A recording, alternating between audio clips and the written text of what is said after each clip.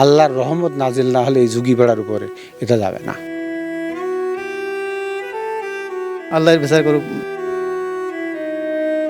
ইসলামে কৃষিকাজ ও চাষাবাদের প্রতি এতই গুরুত্ব দেওয়া হয়েছে যে যুদ্ধের সময়ও যেন ক্ষেত খামার নষ্ট না হয় সেদিকে লক্ষ্য রাখতে বলা হয়েছে। আবু বকর রাদিয়াল্লাহু তাআলা আনহু তার শাসনামলে সিরিয়ায় যখন সৈন্যবাহিনী পাঠান তখন তিনি তাদের প্রতি নির্দেশ জারি করেন যে তোমরা কিছুতেই কোনো ফলবান বৃক্ষ কাটবে না। ঠিক এই কাজটি ঝিনাইদহের শৈলকুপায় বছরের পর বছর হয়ে আসছে। সঠিক বিচার না হওয়ায় কিছুতেই বন্ধ হচ্ছে না জঘন্য এই অপরাধ।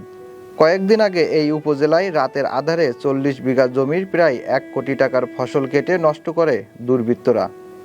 সামাজিক দ্বন্দ্বের জেরে দিবাগত রাতে কোনো এক সময় অন্তত 30 থেকে 35 জন কৃষকের সবরি, চাপা, সাগরকলা সহ অন্যান্য জাতের অন্তত কয়েক হাজার কলা গাছ কেটে দেয়। তবে কলা গাছের সাথে কিছু মরিচ গাছ ও কচু গাছও কেটে ফেলা হয়। আসলে মানুষ কতটা নিচে নামতে পারলে এমন জঘন্য কাজ করতে পারে? সকাল থেকে বিকাল রাত অবধি যারা কঠোর পরিশ্রম করে মাথার ঘাম পায়ে ফেলে কৃষিকাজ করে নিজেদের জীবন যেমন চালান তেমনি দেশের চাকাও তারা কিন্তু সচল রাখেন। তবে আমি যেখানে দাঁড়িয়ে আছি এটি ঝিনাইদহ জেলার শৈলকুপা উপজেলার মির্জাপুর ইউনিয়নের যোগীপাড়ার একটি ফসলের মাঠে। আর এখানে সামাজিক দ্বন্দ্বের জেরে আজকে আমি যে মাঠটি দাঁড়িয়ে আছি এই মাঠটি সহ প্রায় 35 থেকে 40 বিঘা জমির ফসল রাতের অন্ধকারে দুর্বৃত্তরা কেটে দিয়ে গেছে। তাদের অপরাধ, এক একজন এক একটা দল করেন, এই দল করার কারণেই তাদের অপরাধ। তবে যে ফসলগুলো কাটা হয়েছে এই ফসলগুলোর কি অপরাধ? এই ফসলগুলো দিয়ে যেমন এইসব গরিব কৃষকরা তাদের জীবিকা নির্বাহ করে, পরিবার চালায়, ঠিক তেমনি এই ফসল থেকে অন্য কিন্তু আরও অনেকগুলো মানুষ খেয়ে পরে বেঁচে থাকেন এবং এই ফসল থেকেই মূল্য নির্ধারণ হয়। দাম কম বেশির যে হিসাবটা আপনারা জানেন সেটিও কিন্তু এখান থেকে হয়। তবে আজকে যে প্রায় আমরা যেটা জানতে পেরেছি 1 কোটি টাকার ফসলের ক্ষতি হয়েছে এই পুরো যোগীপাড়ায়, মির্জাপুর ইউনিয়নে যোগীপাড়ায় যে আশেপাশের জমিগুলো আছে এখানে কলা গাছ আছে, কচু গাছ আছে, মরিচের ক্ষেত আছে, বিভিন্ন রকম ফসল যেগুলো আছে তারা বেছে বেছে রাতের অন্ধকারে কিন্তু কেটে দিয়েছে।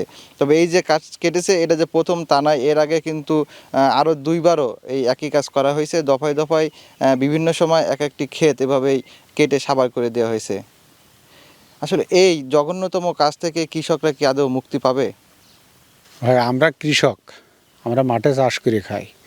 ওল, কচু, মরিচ, কলা, ধান এই আমাকে জীবিকা নির্ভর। যদি এর উপরে এত অত্যাচার হয় তাহলে আমরা বেঁচে থাকবো কী করে? আজ কলা থাকছে না, আজ ওল থাকছে না, আজ কচু থাকছে না, আজকে মরিচ গাছ নেই, পটল গাছ নেই।